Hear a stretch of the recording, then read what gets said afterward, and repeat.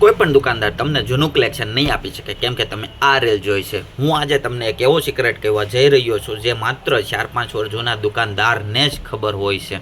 Shopping સેન્ટરમાં એક નાનકડો સિક્રેટ છે. જેની દુકાન ચાલે છે એ ક્યારેય સમય બગાડવા ઈચ્છતા નથી. નિયમમાં રહીને ડમી બહાર મૂકે છે, કારણ કે એમના માટે દરેક મિનિટ કિંમતી હોય છે. પણ જેની દુકાન ચાલતી નથી ને, એને એક વહેમ હોય છે કે હું 2 ફૂટ 3 ફૂટ ડમી બહાર મૂકી દઉં તો ગ્રાહક વધારે આવશે. એનો આ વહેમ જ તમારા માટે ફાયદો બનશે. કેવી રીતે? વિચાર આવ્યો ને?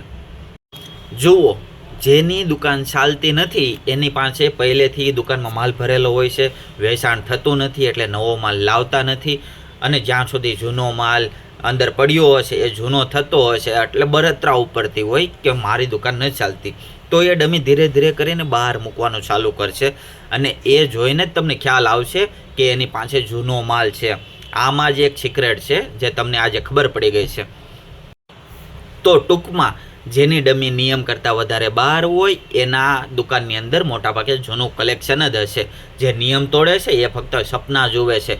ચાલતી દુકાનવાળા હંમેશા નિયમમાં રહીને પોતાનો સમય બચાવશે અને કસ્ટમરોને સારું કલેક્શન અને સરખી રીતે બતાવીને સારી રીતે વેપાર કરશે. આ તો ફક્ત બહારથી ડમી જોવાની વાત રહી. આવા સિક્રેટ વિશે હું આખા દુધા તમારા માટે લાવતો રહીશ, તો એ માટે મને ફોલો કરજો. હું હંમેશા કસ્ટમરોના ફાયદાની રીલ્સ બનાવતો હોઉં છું. અને આ જો મારી વાત સાથી લાગી હોય તો કોમેન્ટ કરીને જણાવજો કે તમારી સાથે શોપિંગ કરવા ગયા ત્યારે આ રીતના બનેલું છે કે નહીં. શેર કરવાનું ભૂલતા નહીં, જેથી નેક્સ્ટ ટાઈમ કોઈ શોપિંગ કરવા જાય તો એને પણ ખ્યાલ આવશે કે દુકાનની અંદર નવું કલેક્શન હશે કે જૂનું હશે. તો શેર જરૂર કરજો.